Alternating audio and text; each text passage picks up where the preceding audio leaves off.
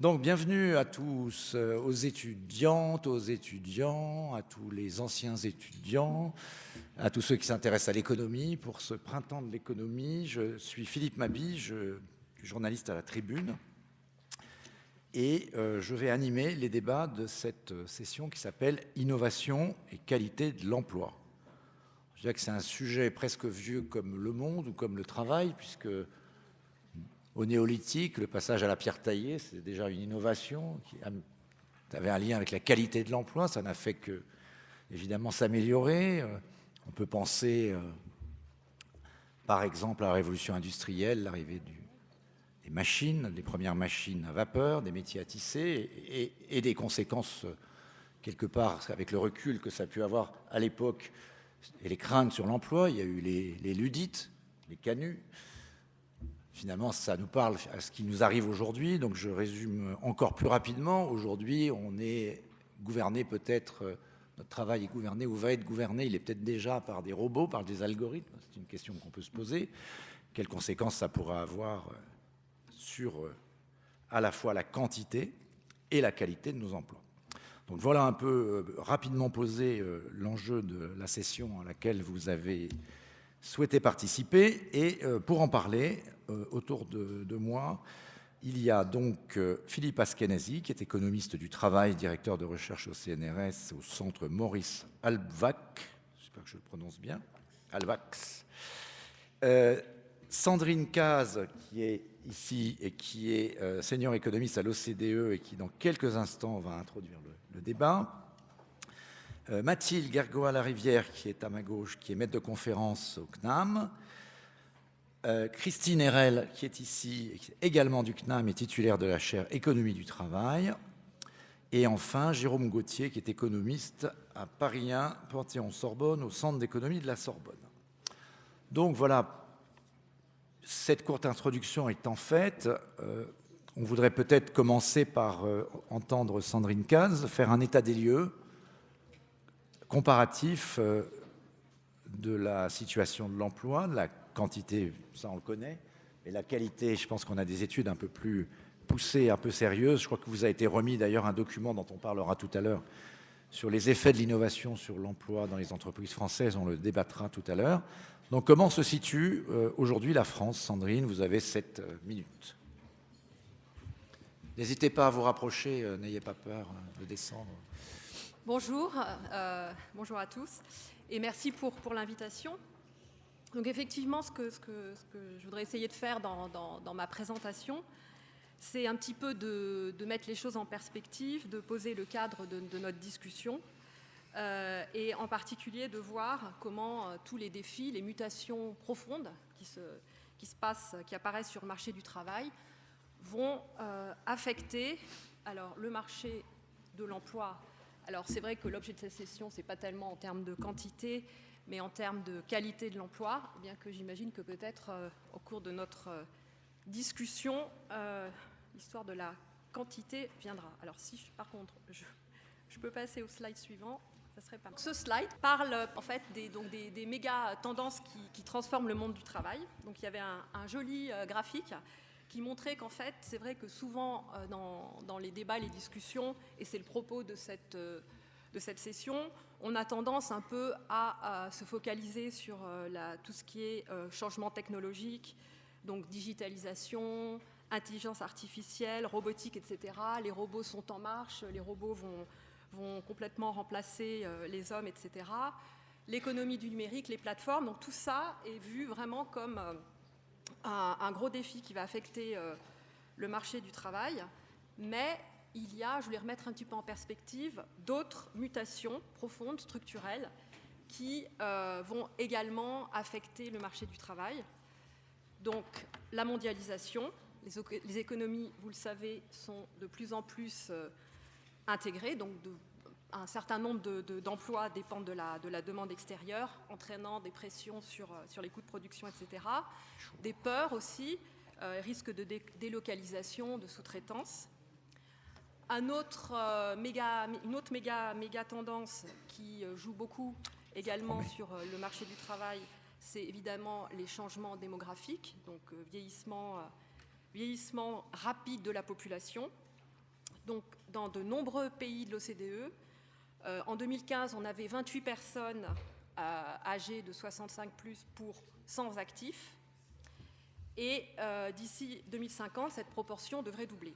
Donc évidemment, cela risque d'avoir un certain nombre d'impacts, potentiellement des pénuries de main-d'œuvre, qui pourraient à leur tour accélérer l'automatisation, aussi intensifier la demande de main-d'œuvre immigrée, etc. Évidemment aussi des effets sur les demandes de compétences, les types d'emplois disponibles vont changer. Et ces changements démographiques vont également impacter les systèmes de protection sociale, la productivité, etc. Donc on voit bien que l'ensemble de ces faisceaux, donc changement technologique, mondialisation, vieillissement de la population, vont transformer profondément le marché du travail, à la fois en termes de quantité et de qualité. Alors, l'objet, on l'a dit, de cette session, c'est plutôt la qualité de l'emploi. Mais on peut passer au slide suivant. Et peut-être le mettre en plein écran. Mais quand on le met en plein écran, je ne sais pas pourquoi, ce qu'il y a dans votre diaporama, les graphiques disparaissent. Mais là, je pense que ça va. Ah, voilà. Alors, merci. Donc le sujet, alors qualité de l'emploi, quand on parle de qualité de l'emploi, bon, évidemment c'est un sujet incontournable qui a connu un regain d'intérêt ces 15 dernières années, notamment sur le plan international, avec un certain nombre d'organisations internationales qui ont placé la thématique de la qualité de l'emploi vraiment au cœur des évaluations et du travail. Donc ça a évidemment commencé avec la stratégie de Lisbonne, donc qui est promouvoir plus d'emplois et des emplois de qualité. Également l'OIT, l'Organisation internationale du travail, avec l'agenda du travail décent. La Eurofund, qui est une organisation qui est basée tripartite, qui s'occupe des conditions de travail, qui travaille à l'amélioration des conditions de travail en Europe, donc basée à Berlin. Donc l'ensemble de ces organisations internationales et l'OCDE également, je travaille donc à réfléchir à comment définir la qualité de l'emploi, donc c'est-à-dire à la fois un cadre conceptuel, qu'est-ce qui fait la qualité de l'emploi, et aussi comment on mesure. Parce que si on veut promouvoir des politiques, il faut pouvoir avoir des indicateurs, faire du suivi, etc., et de l'évaluation.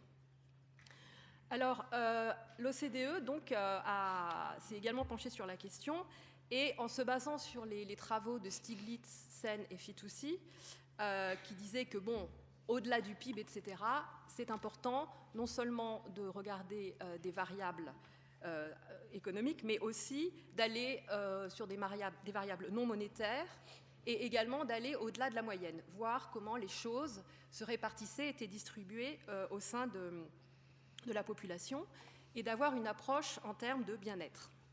À la fin, ce qui importait, c'était le bien-être. Donc, en se basant sur ces travaux, donc, nous avons développé un cadre pour mesurer la qualité de l'emploi qui s'articule autour de trois piliers. Premier pilier, donc, ce qui définit la qualité de l'emploi, c'est la qualité des salaires, c'est-à-dire un indicateur qui regarde à la fois niveau moyenne des salaires, mais également leur répartition. C'est l'idée c'est important de prendre en compte les inégalités. Le deuxième pilier, c'est sécurité sur le marché du travail. Alors, sécurité sur le marché du travail, c'est un indicateur qui, en fait, reflète le degré de protection sur le marché du travail fourni par les institutions sur le marché du travail du type assurance chômage. L'idée étant que si on est au chômage, la vraie insécurité économique, c'est si on tombe au chômage, on reste au chômage, on y reste longtemps, et surtout, on n'a pas une indemnité de remplacement. Et finalement, la troisième dimension, c'est la qualité de l'environnement au travail. Et ça, c'est l'aspect, très souvent, quand on pense qualité de l'emploi, on pense plutôt à cet aspect-là, c'est-à-dire tous les aspects intrinsèques de la qualité de l'emploi, donc les aspects non monétaires, relatifs à l'organisation du travail, aux conditions de travail, aux relations sociales, etc. Donc avec ce cadre, on a une vision plus large et plus complète des performances du travail, sachant que l'idée, c'est de ne pas simplement évaluer les performances du marché du travail en termes de quantité, mais aussi de qualité, et de prendre en compte ces 3 dimensions qui ne sont pas substituables. Le cadre est multidimensionnel et donc les 3 dimensions doivent être considérées. Alors rapidement, sur le slide suivant, si j'arrive, je voulais juste faire un petit éclairage supplémentaire sur donc cette 3e dimension qui est la qualité de l'environnement au travail. Donc, merci. Donc là, le focus, c'est vraiment c'est des travaux qui sont basés sur toute la littérature de santé au travail, épidémiologique, etc. Et l'idée, c'est que dans leur quotidien, les travailleurs ont à répondre à diverses demandes qui peuvent impliquer un effort important à la fois physique ou cognitif ou émotionnel. Et en même temps, ils ont un certain nombre de ressources pour répondre à ces demandes. Et c'est finalement le déséquilibre des deux qui est un facteur de risque pour la santé physique, santé mentale, et qui peut engendrer donc burn-out, dépression, troubles musculo-squelettiques, hypertension, etc. Donc, c'est le 3e indicateur qu'on a regardé et qu'on mesure. Et l'idée étant que quand on a des demandes excessives, donc vous voyez, j'ai listé les 3 demandes qui ont été retenues pour construire notre indicateur. Par exemple, des contraintes de temps fortes, donc ça peut être une intensité, la pression qu'on a au travail pour exécuter un certain nombre de tâches. Un deuxième type de demande, ce sont des demandes plutôt liées à des aspects physiques, donc exposition à des risques pour la santé physique. Et le 3e aspect, c'est plutôt l'environnement un peu social, donc le fait d'être victime de pression, d'intimidation, etc. sur le marché du travail. Côté ressources, eh bien, c'est le fait d'avoir une certaine autonomie, latitude, par exemple de pouvoir changer l'ordre dans lequel on exécute ces tâches. C'est le fait d'avoir accès à la formation, aux compétences, pour améliorer ses compétences. C'est le fait d'avoir des bonnes relations sociales, d'avoir par exemple d'être entouré par ses collègues, d'avoir un manager qui explique bien ce qu'il faut faire, qui fait un retour, etc. Donc tous ces aspects-là, on a de l'information grâce à des enquêtes conditions de travail en France ou au niveau européen, à nouveau l'enquête de Eurofound, qui est publiée tous les 5 ans et qui permettent donc de construire ces indicateurs. Alors juste, et j'en termine avec mon dernier slide, qui est peut-être ce qui vous intéresse, c'est comment se classe la France. Le tout dernier ? Le tout dernier, si... Non. Alors non, ça c'est merci. Le tout dernier c'est celui-là et il n'apparaît pas bien. Bon, alors c'est dommage, je vais essayer de vous le... Donc, alors ce tableau de bord Et si on lance Non. Donc, ce tableau de bord est le tableau de bord qui a été publié et utilisé donc, dans nos travaux donc, à l'OCDE, et notamment pour la nouvelle stratégie d'emploi de l'OCDE, où on a fait quand même un grand changement, où on est passé de variables purement quantitatives, donc taux d'emploi, taux de chômage, etc., sous-emploi, à également des variables de qualité, donc par rapport aux 3 indicateurs que je vous ai présentés.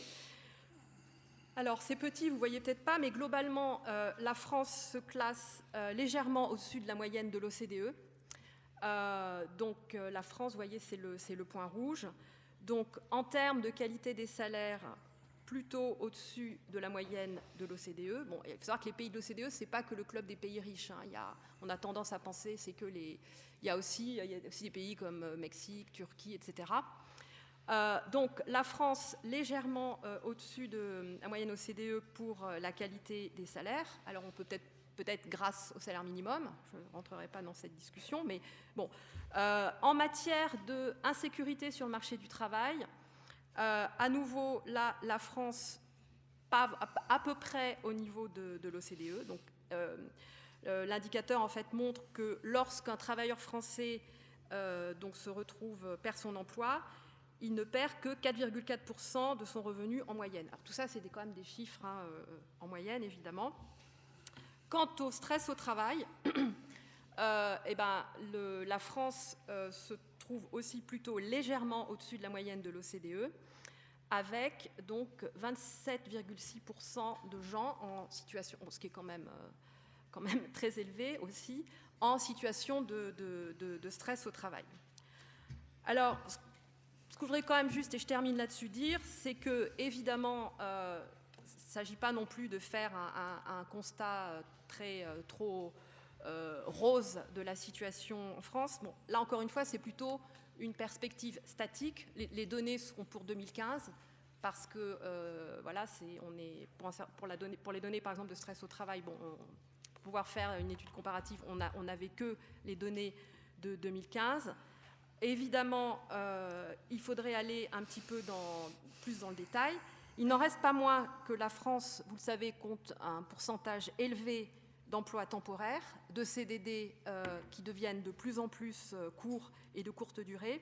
Et je crois qu'une vraie question, c'est de se dire, pour ces emplois-là, donc les emplois atypiques, on sait que la probabilité d'accéder à un emploi permanent et à la formation continue est plus faible.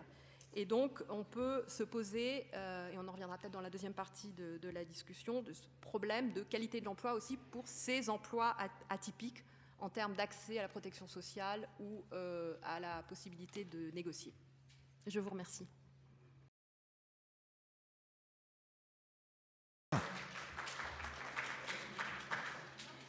Très complète et qui ouvre beaucoup de questions qui seront posées au débat. On va maintenant entendre Philippe Askenazi, qui est donc un économiste qui travaille sur ces sujets. Et vous avez parlé de la stratégie de Lisbonne, qui s'appelle aujourd'hui l'Europe 2020, mais bientôt ça sera 25. Les Chinois, ils sont déjà à Made in China 2025. Et ça. Donc c'est le lien effectivement entre les politiques finalement publiques qui sont menées, l'innovation, le lien entre l'innovation et la qualité de l'emploi, le rapport que l'on fait entre les deux. Est-ce qu'il est si évident ? Est-ce qu'on peut le mesurer ? Et puis, je voudrais, dans le cadre de ce que vous allez peut-être être amené à nous dire, introduire un peu d'économie. On connaît bien le paradoxe de Solow, hein, donc l'économiste qui disait qu'on voit des ordinateurs partout, sauf dans les statistiques de productivité. Aujourd'hui, l'innovation, on l'a tous dans notre poche, mais effectivement, la productivité, on ne la voit pas.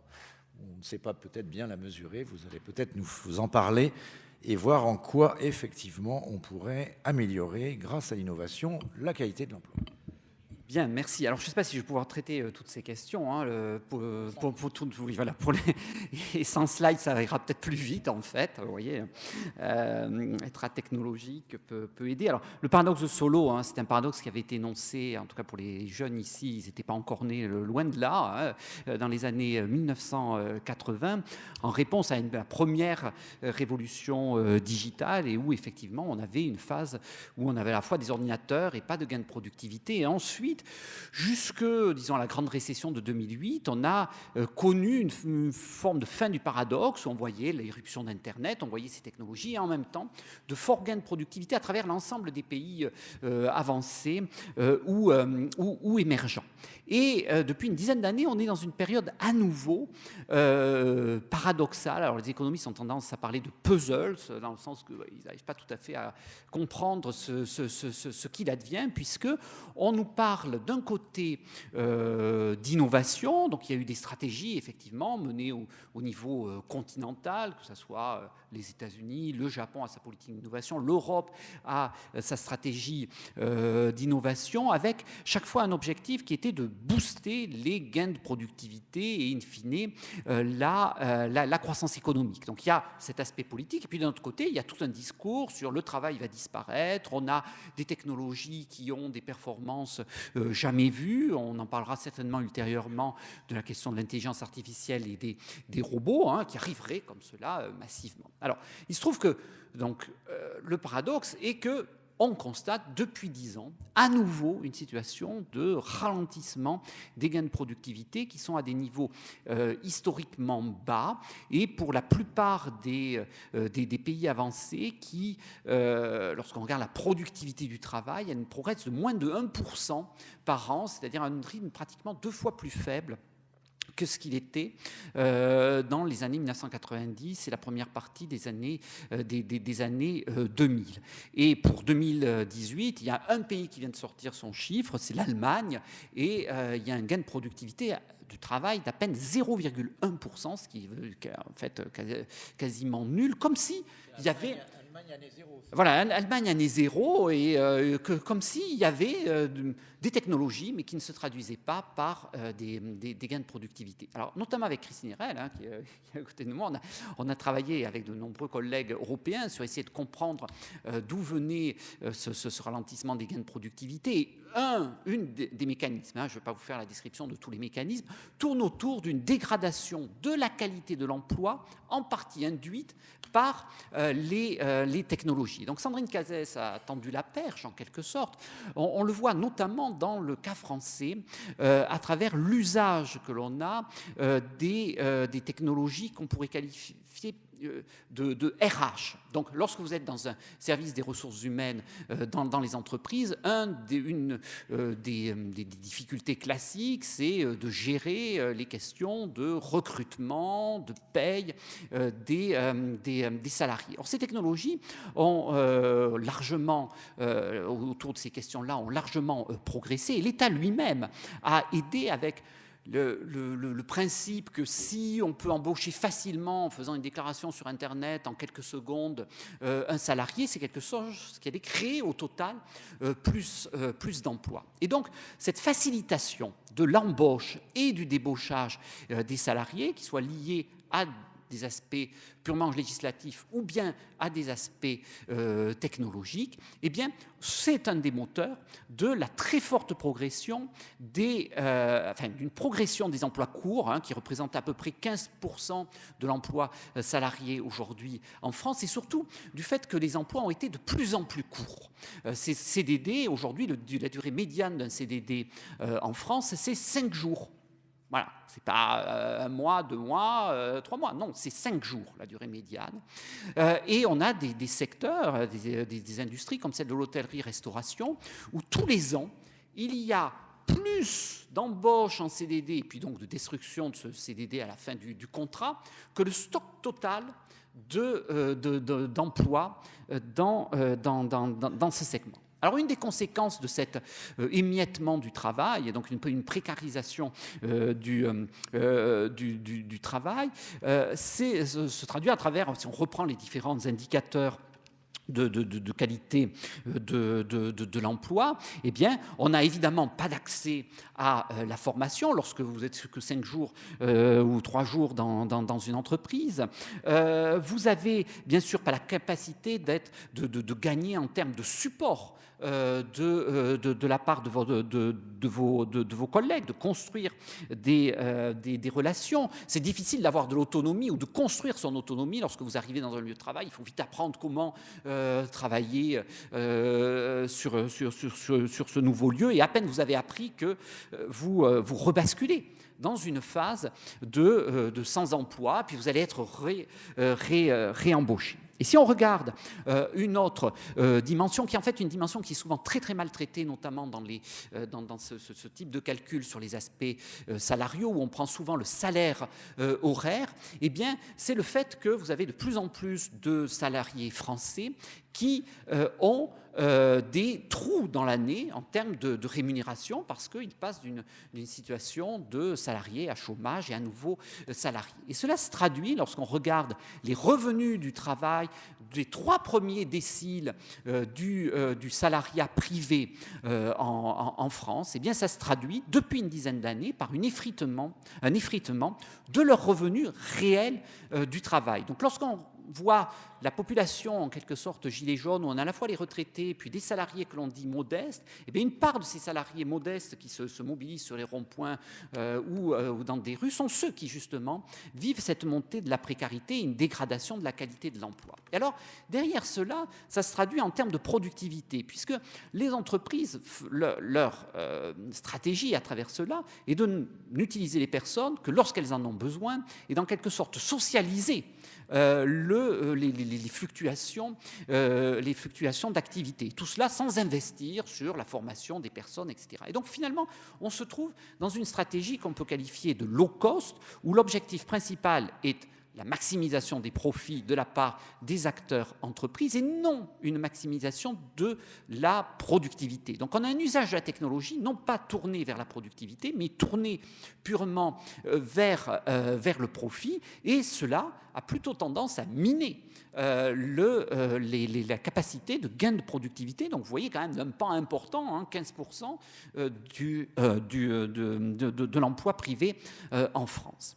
Donc ça, c'est un premier aspect de l'usage, en quelque sorte, RH de cette technologie. Et puis c'est important de signaler, et c'est pas une particularité française, on trouve la même chose en Grande-Bretagne, un autre monde du travail dont on parle moins, qui est celui du travailleur indépendant. Alors on en parle pas mal à travers les micro-entrepreneurs ou autres, mais une des grandes transformations des 10 dernières années, c'est celle du passage d'une situation d'artisanat classique avec des personnes plutôt en fait avec une forte expérience, de fortes compétences et finalement des rémunérations pas si basses que cela, là aussi vers un monde nettement plus low cost où vous avez donc ces micro-entrepreneurs qui vont par exemple vous allez pouvoir les utiliser à travers une plateforme numérique, et donc on a là aussi l'usage de la part des demandeurs de ce type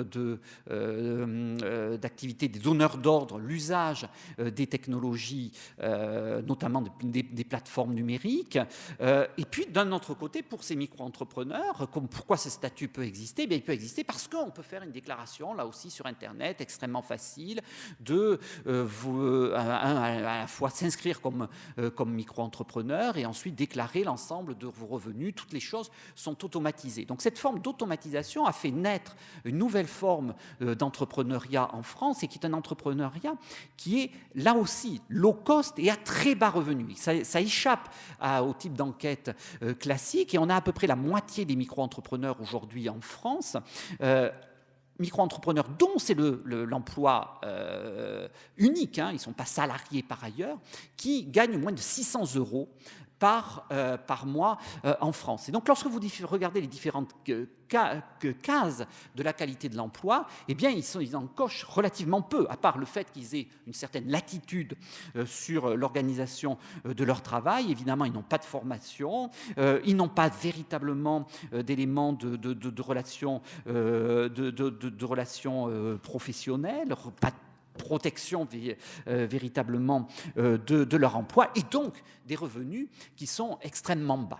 Et là aussi, lorsqu'on essaye de reconnecter à la question de la productivité, eh bien, ces entrepreneurs low cost qui remplacent des artisans classiques, eh bien, ça plombe la productivité, et c'est de manière spectaculaire, hein, ce qu'on a calculé d'un point de vue totalement macroéconomique, ça coûte 2 points de productivité du travail, d'un point de vue agrégé, pour l'économie française, cette tendance depuis une dizaine d'années, qui ne connaît pas aujourd'hui au contraire même, hein, avec la forme de généralisation lente du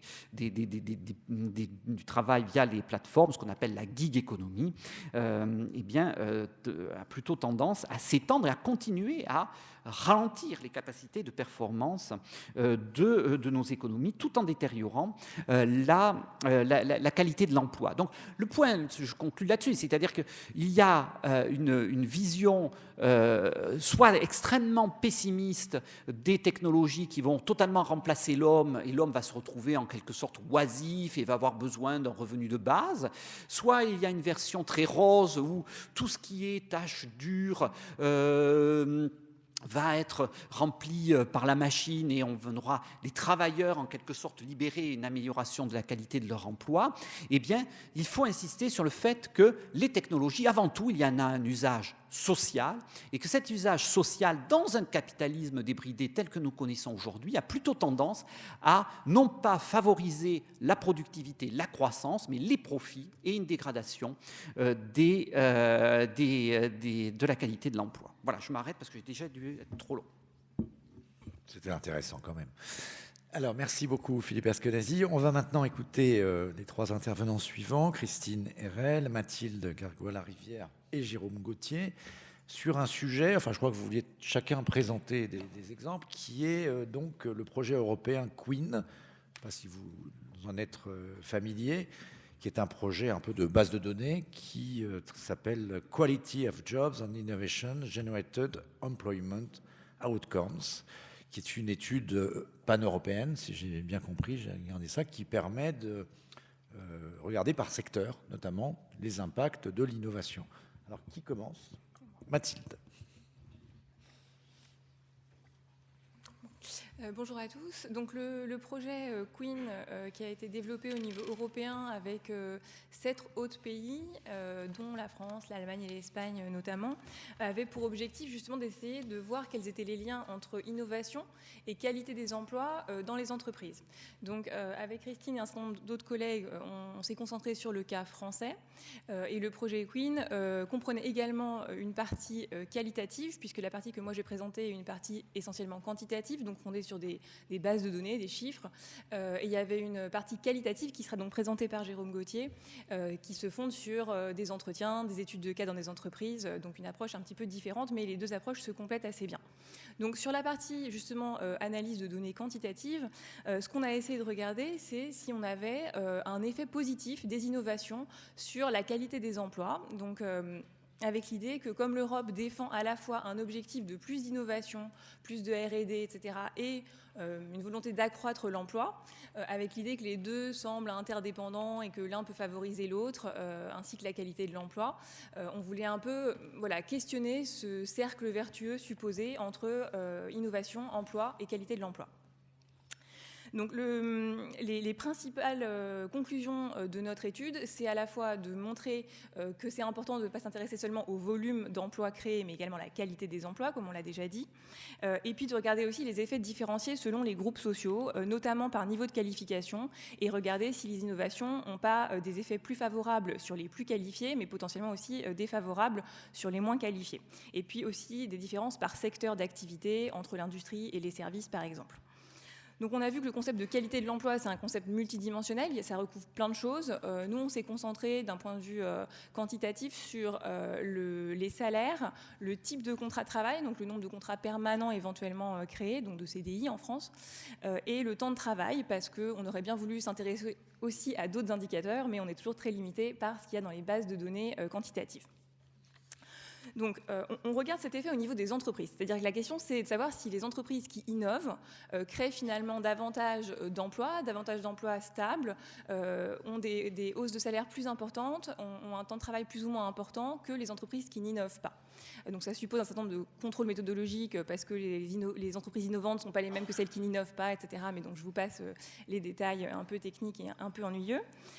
Et on a regardé les innovations technologiques, donc à la fois l'introduction par exemple d'un nouveau produit dans une entreprise ou l'introduction d'un nouveau procédé de production, sachant que les deux on peut avoir des effets différents.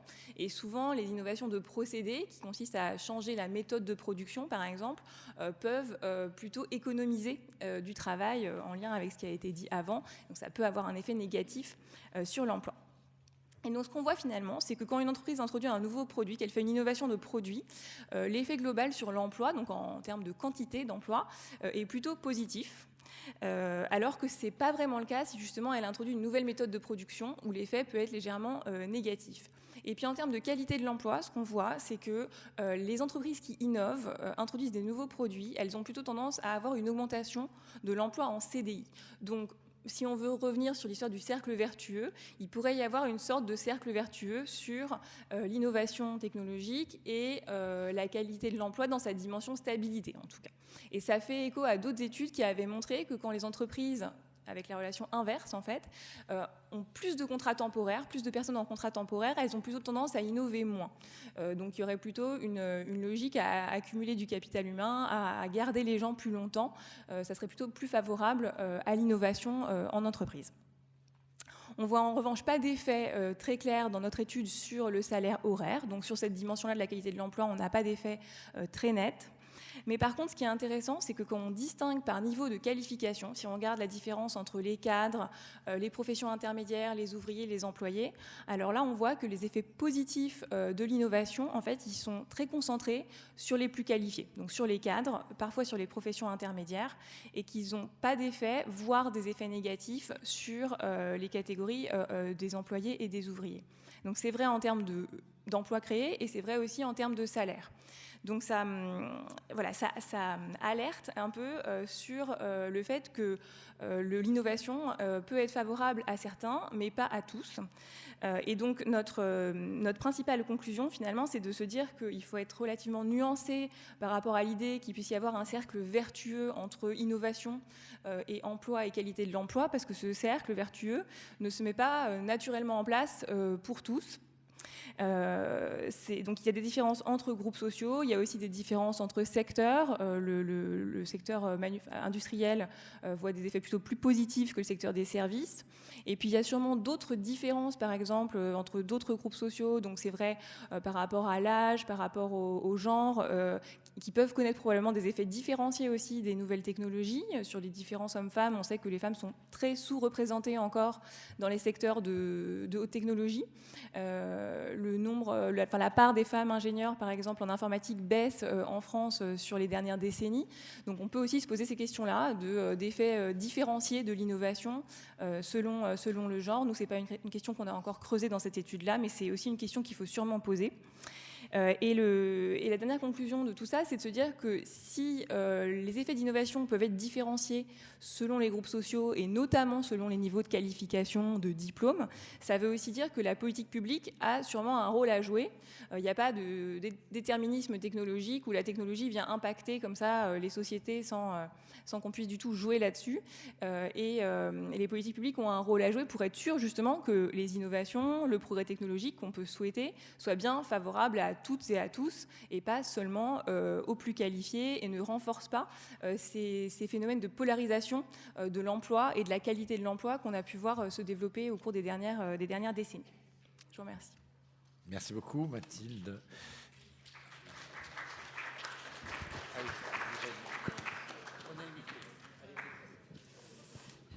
Alors, moi, je vais simplement apporter quelques compléments par rapport à ce que vient de dire Mathilde, puisque nous avons donc travaillé sur le même projet.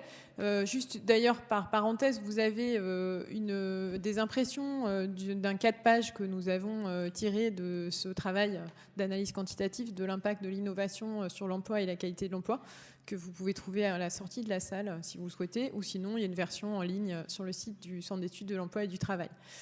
Alors moi, je vais juste donc donner deux ou trois compléments à partir aussi d'autres travaux auxquels j'ai eu l'occasion de participer dans le cadre du Conseil d'orientation pour l'emploi, qui a donc il y a déjà 2 ans maintenant sorti des rapports, une série de 3 rapports sur les liens entre numérique et emploi, avec une approche qui à la fois donc consistait à regarder les impacts en termes de création, destruction d'emplois, mais également des éléments en termes de conditions de travail, en termes de besoins en compétences, etc.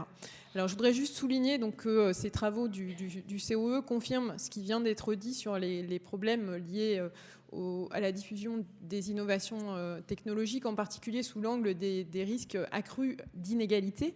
Puisque effectivement, dans ces travaux, ce qui ressort, c'est que les emplois qui sont le plus susceptibles d'être détruits suite donc aux innovations technologiques en cours sont les emplois les moins qualifiés. C'est à peu près un petit peu moins de la moitié des emplois de niveau de qualification primaire ou inférieur, alors qu'il n'y a quasiment aucun emploi de niveau master ou plus qui risque d'être détruit selon ces travaux. Alors on peut en discuter, hein. Maintenant on dit par exemple qu'avec l'intelligence artificielle, certains emplois très qualifiés, par exemple dans le secteur de la finance, pourraient aussi être touchés par la vague actuelle de progrès technologiques. Donc on peut en discuter, mais de toute façon, ce qui est certain, c'est que donc l'impact des technologies actuellement en phase d'être diffusées n'est pas égal au travers de l'échelle des qualifications. Et au-delà de ça, l'impact n'est pas non plus égal en ce qui concerne donc les transformations des emplois, puisque donc les effets des technologies, ça n'est pas simplement donc des créations ou destructions d'emplois, mais c'est, comme on l'a déjà dit là, assez largement, des effets en termes de qualité, en termes de contenu des emplois. Alors je voudrais souligner 2 aspects.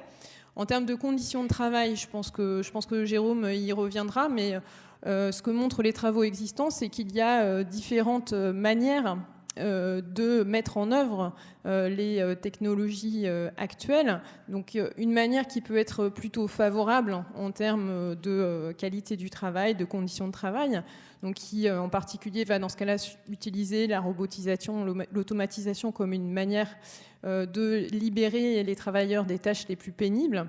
Mais il y a aussi d'autres manières d'utiliser les nouvelles technologies pour davantage contrôler, encadrer, pour accentuer la pression temporelle, la pression des rythmes de travail sur les salariés.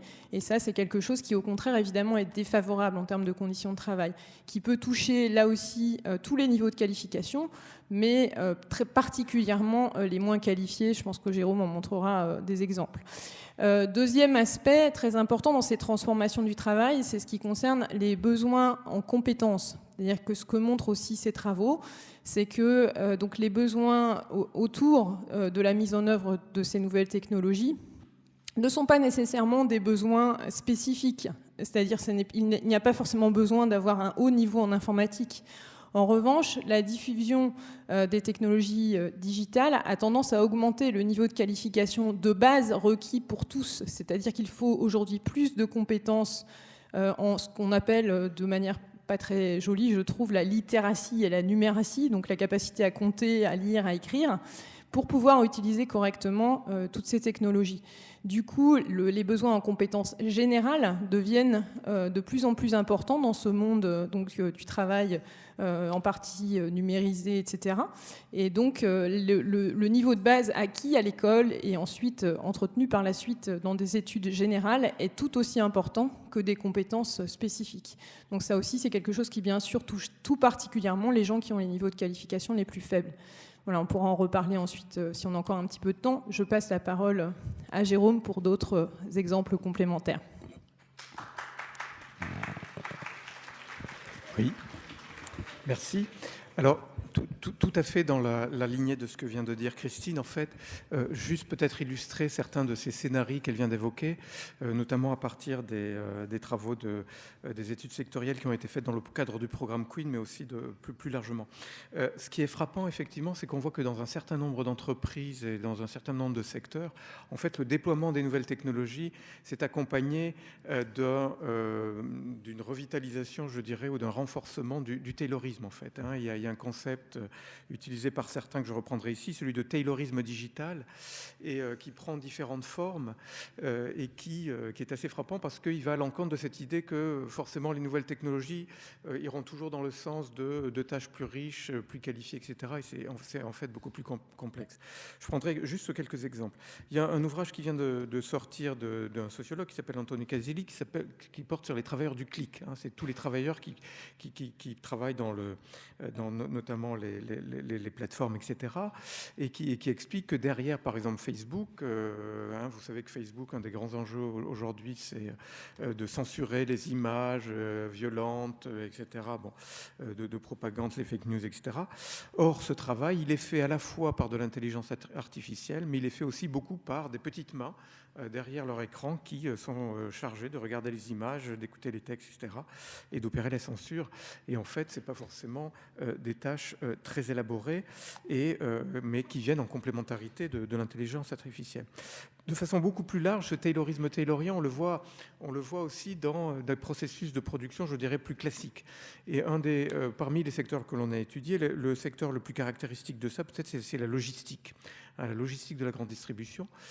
Cette logistique, en fait, ça fait depuis maintenant une bonne quinzaine d'années qu'elle utilise des logiciels qui organisent tout le travail logistique, en fait, et qui organisent toute la chaîne depuis les fournisseurs jusqu'au point de vente.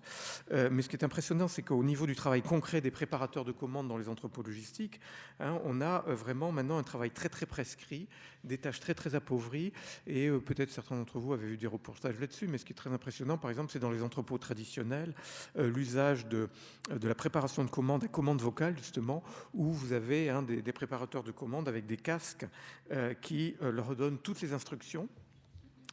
Donc, c'est plus eux qui sont libres à partir d'instructions papier, comme c'était le cas autrefois, d'organiser la préparation d'une commande pour un magasin donné, mais c'est un progiciel qui leur indique à chaque moment du temps où aller, quel produit prendre, quel produit cliquer, et pour mettre sur le chariot sur lequel ils préparent la commande, etc. Et donc, en quelque sorte, ils sont robotisés avant d'être remplacés par des robots, en fait. Hein. Et c'est le sentiment, effectivement, qu'ils ont. Mais comme le disait Christine, en fait, ce caractère un peu taylorien, il n'atteint pas seulement les emplois les moins qualifiés, parce que aussi dans la logistique, on s'aperçoit que c'est toute la chaîne, jusqu'au directeur d'entrepôt, où on assiste à une perte d'autonomie et à une gestion par indicateur ultra poussée, qui fait que même un directeur d'entrepôt aujourd'hui a très peu de marge de manœuvre et se sent lui-même très soumis à ces technologies et un peu dépourvu de sa professionnalité. Alors, dans d'autres secteurs, les effets sont un peu plus ambigus. Je prendrai un autre exemple et je m'arrêterai là, mais pour un peu les ambiguïtés. Mais vous prenez l'aéronautique, par exemple.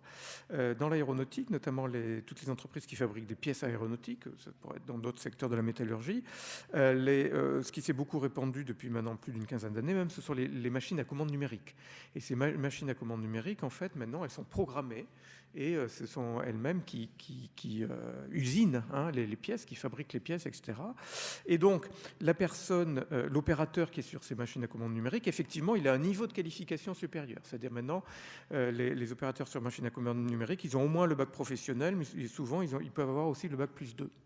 Mais en revanche, en termes de compétences effectivement requises, et là aussi je rebondis sur ce que disait Christine, ces compétences effectivement requises, elles ne sont pas forcément plus complexes que les compétences et la professionnalité qui étaient requises par les machines traditionnelles d'usinage, de tourneurs-fraiseurs en fait. C'est ce que disent aussi les opérateurs, c'est qu'avant il y avait un côté plutôt artisanal du travail, mais qui sollicitait des compétences acquises sur le tas, etc., et une intelligence manuelle, etc.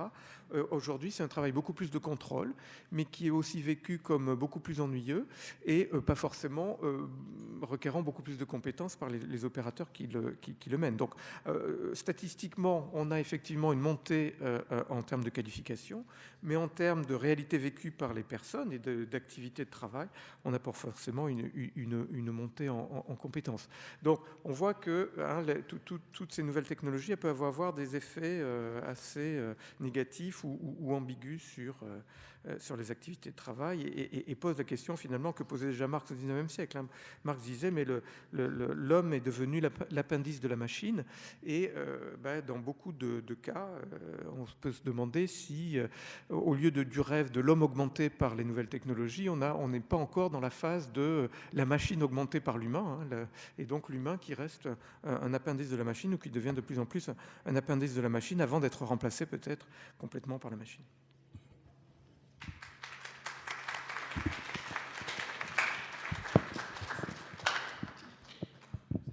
Merci. Alors, il nous reste 25 minutes. Donc, je vous propose un petit tour de table entre nous, puis après, on prend vos questions. Commencez à les préparer.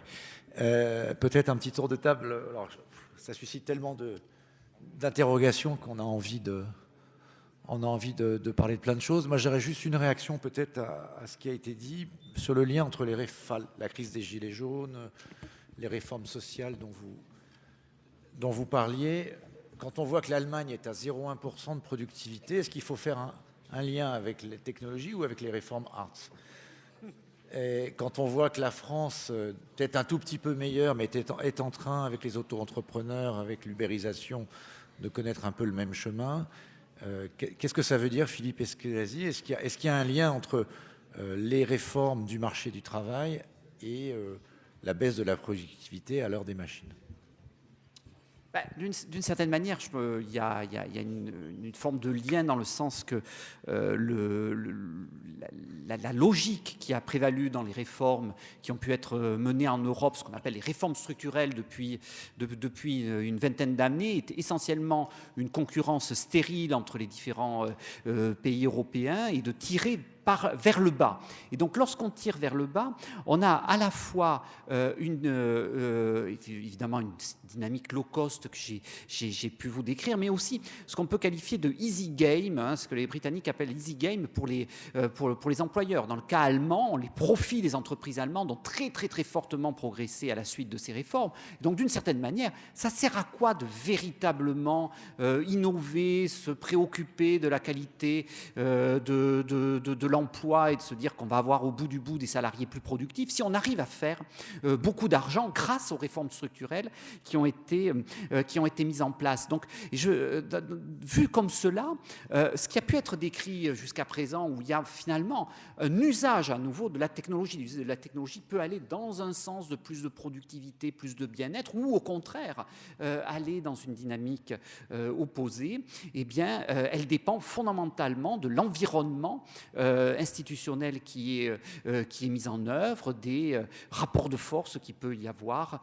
au travail. Donc oui, il y a une forme, je pense, et là, bon, on pourra en discuter avec l'OCDE, mais je crois d'une erreur fondamentale de diagnostic qui a eu lieu et qui continue d'avoir lieu, qu'en allant plus loin dans les réformes structurelles et dans le même type de logique, on va enfin faire démarrer nos économies. Non, lorsqu'on regarde de manière sur le terrain de ce que ça peut avoir comme type de conséquences, on a une forme de dévoiement des technologies, ce qui, en miroir, peut donner quelque chose de nettement plus, éventuellement, nettement plus optimiste pour votre futur, notamment aux jeunes.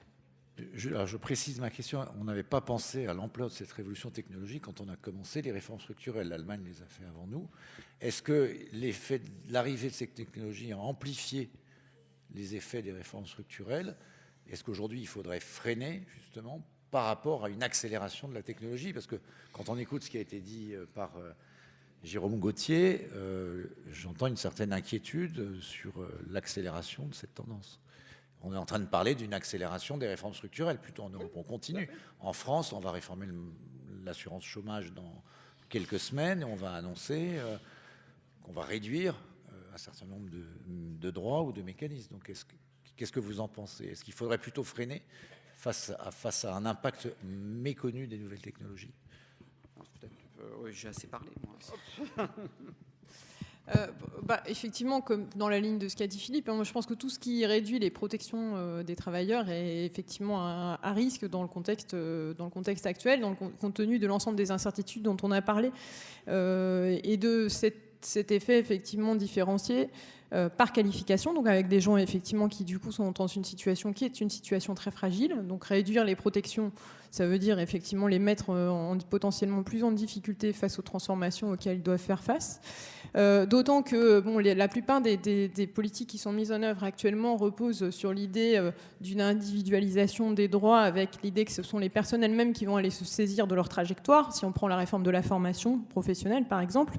Donc effectivement, moi je suis complètement d'accord sur le fait que la formation est un levier fondamental dans le contexte dont on parle, en termes donc d'anticipation, de capacité ensuite à agir sur sa trajectoire professionnelle, d'adaptation. Mais il faut savoir donc qu'on continue d'avoir des inégalités très fortes d'accès à la formation, que ces inégalités d'accès à la formation sont fondées aussi sur des différences existantes, notamment par qualification. Donc les moins qualifiés se forment moins. Et ça, c'est un problème qu'on ne pourra pas résoudre simplement avec des incitations individuelles. Donc là aussi, en termes d'orientation de politique publique, je pense qu'il faut d'autres outils. Il faut des outils qui poussent les entreprises et puis les personnes les plus en difficulté potentiellement à aller effectivement vers la formation professionnelle. Je ne sais pas si Jérôme, tu veux ajouter quelque chose? On va aller de l'autre côté et puis après on va prendre les questions de la salle. Allez-y, si vous voulez dire l'une et l'autre un mot là-dessus, sur notamment... Oui, juste un point sur le fait que effectivement la relativement faible productivité, mais également les phénomènes de polarisation du marché du travail avec le développement d'emplois qualifiés, mais aussi d'emplois très peu qualifiés, notamment dans certains secteurs, par exemple comme les services à la personne, sont pas du tout seulement le fait du changement technologique et qu'il y a des réformes structurelles qui peuvent pousser vers ça, et il y a des politiques, donc je ne sais pas bien si on peut dire que c'est des réformes structurelles, mais par exemple en France, c'est vrai qu'il y a eu un choix de favoriser le développement d'emplois très peu, peu qualifiés, d'assez mauvaise qualité, assez mal rémunérés dans le secteur des services à la personne. Et ça, c'est effectivement un choix de politique publique qui contribue alors peut-être à faire ralentir déjà la productivité et à accentuer la polarisation du marché du travail. Donc c'est vrai qu'il ne faut pas penser la question des inégalités sur le marché du travail et des évolutions en cours qu'à l'aune du changement technologique. Et il y a un certain nombre d'autres politiques qui rentrent en jeu. Alors, le point de vue de l'OCDE, peut-être aussi. Alors, je ne sais pas si c'est l'OCDE ou... On n'a pas attaqué. Mais non, moi, je interpellé. vais ajouter quelque chose qui va peut-être vous surprendre, mais en plus, bon, on a parlé des méga-tendances, on a parlé réformes structurelles, etc. Moi, je voudrais dire aussi un affaiblissement quand même des relations professionnelles. Avec, on voit dans les pays de l'OCDE, que ce soit les taux de syndicalisation ou les taux de couverture conventionnelle, donc des taux de syndicalisation entre 85 et 2015 divisés par 2, et une baisse des taux de couverture conventionnelle divisés par 3. Donc, parce que vous avez commencé la question aussi par les gilets jaunes, et je pense qu'il y a un vrai déséquilibre qui s'accentue dans le rapport de force entre employeurs et travailleurs. Et le fait, avec le développement de ces nouvelles formes d'emploi, je pense, pose une vraie question. Ça a été un peu évoqué par Philippe Eskenazi. Les indépendants, c'est une catégorie très hétérogène. Il y a aussi des indépendants qui sont très contents d'être indépendants, qui vont bien, etc. Mais dans les indépendants, il y a tout un tas de gens qui ont les mêmes caractéristiques et vulnérabilités qu'un travailleur salarié et qui n'a pas accès aux protections, donc accès à tout ce qui est protection sociale. Alors, dans ces catégories atypiques d'emploi, ils n'ont pas accès, soit parce que pour des raisons pratiques, ils n'ont pas suffisamment cotisé ou ils ont un turnover très élevé, etc. Donc, ils n'ont pas suffisamment d'années de cotisation haute pour avoir accès à ces prestations, soit pour certaines catégories, typiquement les indépendants, ils n'ont pas le droit, par exemple, de se syndiquer et de négocier, tout simplement parce que ça pourrait être vu comme un cartel. Donc il y a la loi de la concurrence en Europe, donc voilà. Donc il y a aussi un certain nombre comme ça de choses auxquelles il faudrait réfléchir pour... S'agissant de ces travailleurs, je pense par exemple, la jurisprudence, moi je peux le dire, Uber, mais dans le monde des VTC, il va y avoir une loi que Mme Pénicaud veut faire passer d'ici l'été pour justement donner... Il y a eu une négociation entre Uber et le ministère du Travail pour essayer de leur donner une forme de sécurité sociale. Est-ce que, du coup, alors je ne sais pas, Philippe Eskenazi, est-ce qu'à un moment donné, on n'entre pas dans une phase où on a beaucoup parlé, quoi, sécurité sociale du XXIe siècle, s'adaptant à cette nouvelle situation? Est-ce qu'on peut continuer à vivre, ou en tout cas à faire fonctionner un système qui a été construit en 1945, alors qu'on est en 2020 et avec une transformation quand même, on reviendra jamais en arrière. Donc comment arriver à accorder finalement, éviter cette polarisation, en tout cas la corriger? Oui, alors je ne sais pas si on y reviendra en arrière. Hein. Il faut quand même voir que au 19e siècle, hein, si vous revenez à Paris 1880, la très grande majorité des travailleurs étaient des travailleurs indépendants. Et lorsque vous aviez les maisons de couture qui employaient les midinettes, donc qui étaient les couturières parisiennes, elles étaient en louage de service dans une relation donc officiellement de travailleuses indépendantes qui travaillaient pour des maisons de couture structures qui étaient en fait des plateformes qui servaient d'intermédiaires entre ce monde de travail indépendant et les clients parisiens. Donc c'était totalement l'équivalent des plateformes d'un Uber. Et l'Uber existait à la fin des années, dans le dernier quart du 19e siècle en France. Et ce que l'on a vu, c'est que ces midinettes se sont progressivement transformées en fer de lance du salariat, pour reprendre le terme de mon collègue Claude Didry, et qu'elles ont obtenu les premiers accords collectifs et en fait la base même du salariat et de la protection sociale dans un pays comme la France. Donc il faut faire attention là-dessus, et surtout il faut avoir en tête que la difficulté justement avec ce que joue aujourd'hui avec le gouvernement, c'est qu'on est dans une vague où, après avoir cru que c'était une vraie transformation, ces plateformes, on est dans une vague où les juges à travers le monde sont en train de requalifier ce qui est le type de travail qu'il y a à travers ces plateformes, c'est-à-dire qu'on passe d'une relation de subordination où vous aviez un chef visible à une relation de subordination numérique. Et cette subordination, elle est très prégnante, vous n'avez pas de choix vraiment de votre organisation du travail, vous devez vous vêtir d'une certaine manière, etc. Vous êtes sans arrêt contrôlé et potentiellement sanctionné si vous ne mettez pas le bon nombre d'étoiles. Et donc les juges sont en train finalement de reconnaître que c'est une forme de salariat et pas du tout quelque chose de nouveau.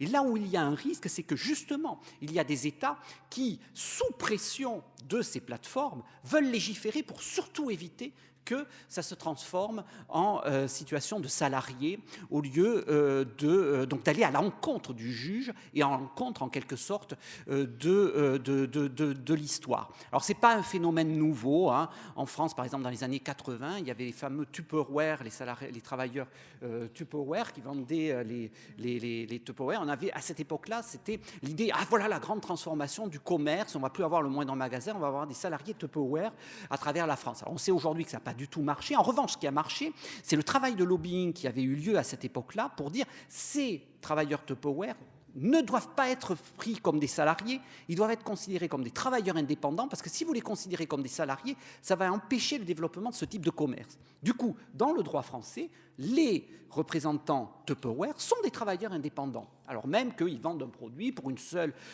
entreprise, etc. Donc il y a un poids là aussi de la législation, du décideur public sur le devenir de la protection sociale.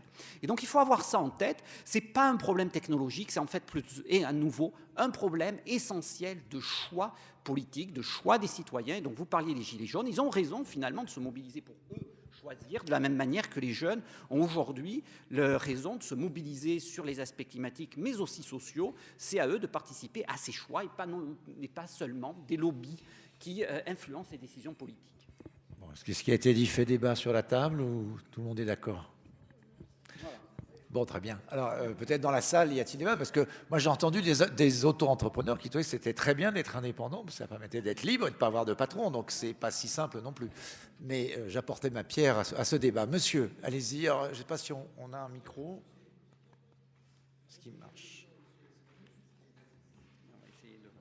On va essayer de vous... Allez-y. Je ne sais pas si ça marche.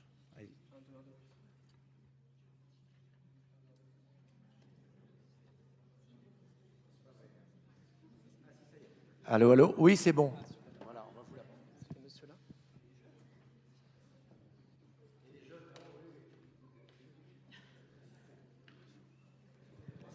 Je voudrais juste revenir sur un point que vous avez évoqué, à savoir la baisse des gains de productivité, tout en sachant que le pendant de certaines entreprises, c'est de faire le maximum de profit, si je comprends bien.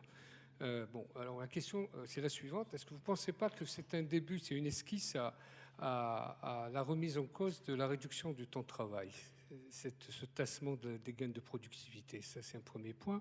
Et une autre question, c'est la dualité qu'il y a entre la précarisation de l'emploi et l'innovation. Et pour finir, est-ce que vous ne pensez pas que les politiques institutionnelles, telles qu'elles ont été présentées, s'opposent justement, dans une certaine manière, à la politique de l'innovation, comme ça a été présenté jusqu'à maintenant, parce que j'ai l'impression qu'il y a une forme aussi de dualité entre les politiques d'innovation et les politiques institutionnelles telles qu'elles sont menées actuellement. Voilà. Merci. Questions, si il y en a d'autres. Tout de suite, non. Ben, en attendant qu'elles se posent, on va peut-être, monsieur. Oui, alors peut-être en fait un point effectivement dont on n'avait pas parlé, enfin quoique on avait évoqué la question du temps de travail, qui est l'éventuelle fin de la réduction du temps de travail. Il est vrai qu'aujourd'hui, avec des gains de productivité qui sont extrêmement faibles, avec une population vieillissante comme Sandrine Cazès a pu le souligner, en fait déclinante dans certains pays. Hein, l'horizon en Allemagne, un horizon 20 ans, c'est sans immigration 8 millions de personnes potentielles en emploi de moins. Au Japon, c'est plutôt, je crois, de l'ordre de 20 millions. Hein, c'est un chiffre absolument considérable. Donc, on est dans une situation où s'il n'y avait pas l'espoir que les technologies type intelligence artificielle, robots puissent suffisamment remplacer l'homme, on serait dans une perspective d'une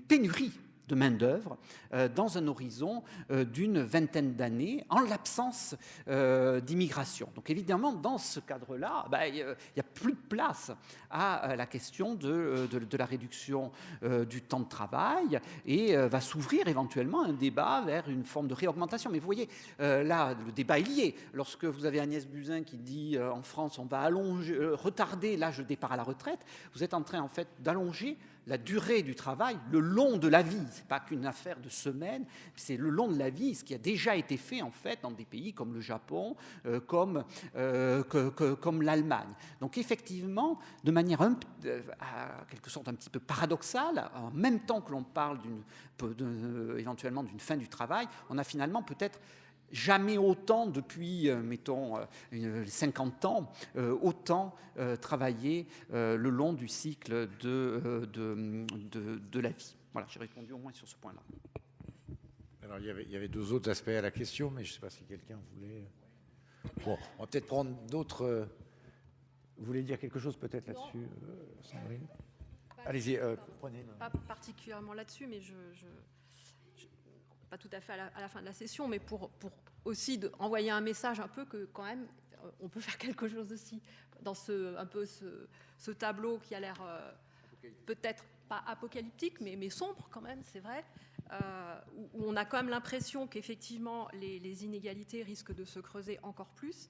C'est-à-dire qu'il y a une chose qui est quand même qu'on dit bien, c'est que un peu tout le monde va être affecté quand même, mais d'autres encore plus, et effectivement, les peu qualifiés, ceux qui ont des contrats très courts, etc., qui auront plus de difficultés à avoir accès à la formation, on peut très bien imaginer que l'écart ne va faire que s'amplifier. Donc c'est vrai que le tableau est un peu sombre, mais c'est vrai aussi que les politiques publiques peuvent faire quelque chose. Donc formation, bon, ça a été évoqué, réfléchir effectivement au type de protection sociale. Est-ce qu'on aimerait avoir une convergence, homogénéisation des types de protection selon les statuts, les différents statuts et formes d'emploi? Est-ce que, en matière justement, tout ce qui touche à droit du travail, mais aussi, je l'ai un peu esquissé tout à l'heure quand je disais, il y a quand même ce problème pour un certain nombre de salariés atypiques, de travailleurs atypiques, donc ceux justement qui ne sont pas salariés, ceux qui sont dans la zone grise entre salariat et indépendants. Il y a des gens, donc on a un peu du mal à identifier exactement leur statut, d'autres qui sont indépendants, on l'a dit, mais qui ont toutes les caractéristiques d'un travail complètement subordonné. Donc, pour ces gens-là, qu'est-ce qu'on peut vraiment faire, modifier au niveau droit du travail, mais aussi droit de la concurrence? Parce que s'il s'agirait effectivement d'autoriser certaines catégories d'indépendants de pouvoir quand même s'organiser et négocier, pourrait être une façon de un petit peu rééquilibrer la balance. Voilà, c'est ce que je voulais juste ajouter, ça. Merci. Est-ce qu'il y a encore des questions? Alors, je moi, vois pas bien. Oui. Ah, allez-y. Oui. Une question sur justement la qualité de l'emploi. Donc le fait que vous mettiez un peu ça en avant, on a l'impression que ça, justement, ça ajoute quelque chose. On pense plutôt à politique de l'emploi en termes de volume, de manière générale. L'objectif, c'est de réduire le chômage, mais vous mettez en avant cet autre objectif. Est-ce que vous pensez que c'est quelque chose qui est aujourd'hui pris en compte par les pouvoirs publics? C'est un critère qui émerge dans les politiques publiques en termes de l'emploi. Et est-ce que vous pensez que ça pourrait être éventuellement que ça pourrait entrer en contradiction justement avec l'autre objectif qui est celui du volume? Est-ce qu'il peut y avoir une sorte de trade-off entre volume et qualité? Voilà, par exemple, en Allemagne, les lois Hartz qui auraient augmenté le volume d'emploi, mais en produisant une dégradation de la qualité globale de l'emploi. Voilà. Alors, allez-y, vous avez... Alors sur la question du trade-off entre quantité et qualité de l'emploi, on avait essayé de montrer dans des travaux il y a quelques années que dans certains pays, on ne voit pas vraiment de trade-off. C'est-à-dire que quand on regarde les performances au niveau macro plutôt, il y a des pays qui combinent plutôt des bonnes performances en termes quantitatifs, en termes de volume d'emploi et en termes qualitatifs. Donc en Europe, c'est en particulier le cas des pays du Nord qui sont toujours bons partout. Mais c'est vrai que certaines réformes, et ça rejoint un peu le débat sur les réformes structurelles de la dernière décennie ou des dernières décennies, dans certains pays, on peut quand même se poser la question de savoir si certaines réformes qui ont visé à accroître le niveau d'emploi, à faire augmenter le taux d'emploi, baisser le taux de chômage, en Allemagne il y a un taux de chômage extrêmement faible en ce moment, n'ont pas favorisé une forme de polarisation justement, et donc peut-être de dégradation de la qualité de certains emplois, ou autre possibilité d'avoir fait rentrer sur le marché du travail des gens qui n'y étaient pas, et notamment des femmes en Allemagne, sur des emplois des temps partiels très courts, et on rejoint aussi les questions de temps de travail et d'assez mauvaise qualité. Donc voilà, c'est une réponse un peu intermédiaire où dans certains cas on voit qu'il n'y a pas de trade-off, mais sur certains types de réformes on peut quand même se poser la question. Bonjour à tous, je suis une doctorante en sciences de la communication à l'école doctorale Abbé Grégoire et je travaille sur la santé au travail des auto-entrepreneurs du web, et notamment sur la question de la disponibilité permanente sur les plateformes numériques de communication et son impact sur la santé au travail de ce type d'entrepreneurs. Et en fait, j'ai du mal à trouver des données théoriques et empiriques sur la question de la santé des auto-entrepreneurs du web. Et du coup, je voulais savoir si vous pouvez m'orienter vers des références ou des pistes de recherche. Merci. Participer à Queen.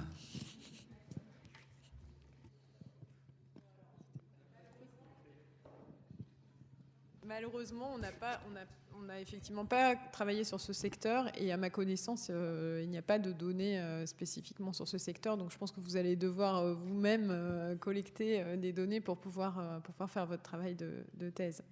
Désolée.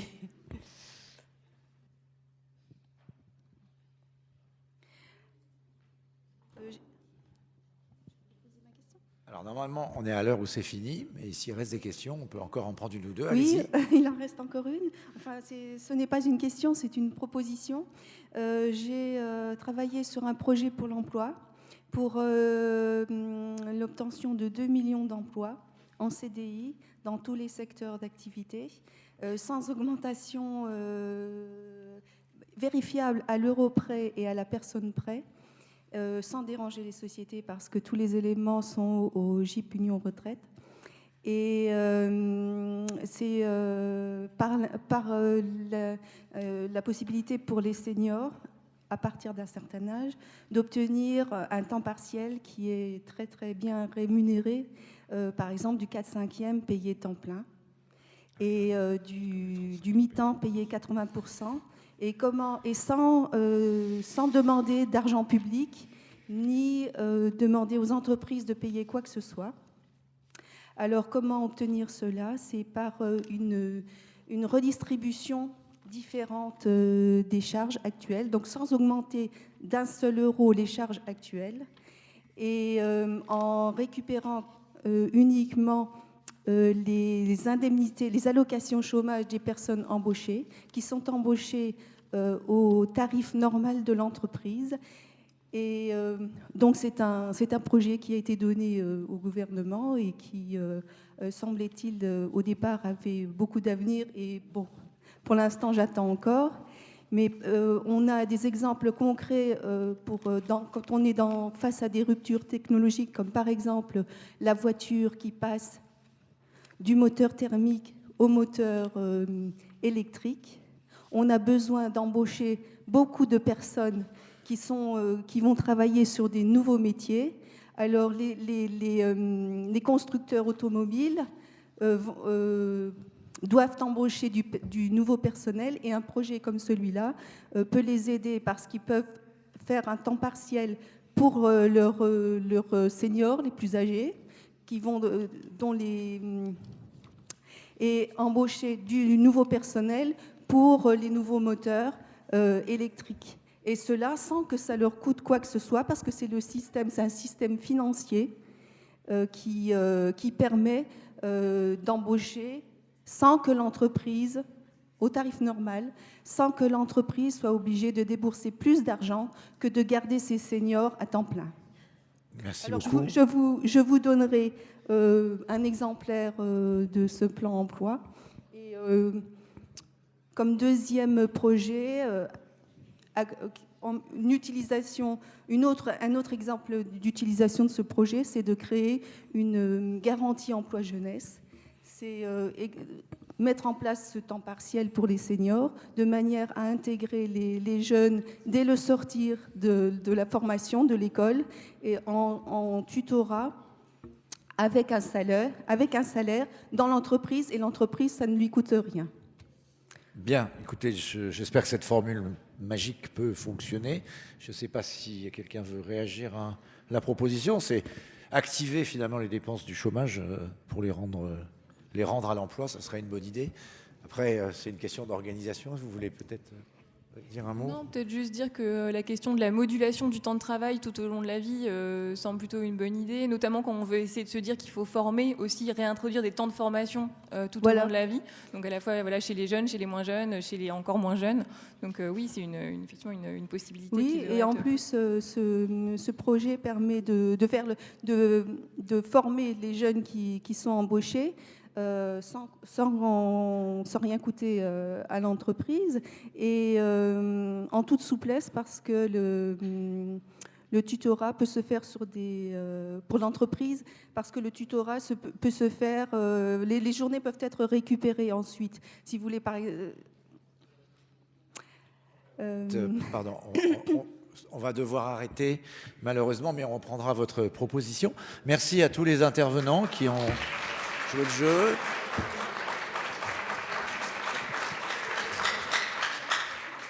Et merci à tous les jeunes qui ont applaudi. J'ai un conseil à vous donner, essayez de trouver un métier qui ne puisse pas être remplacé par un robot. Voilà.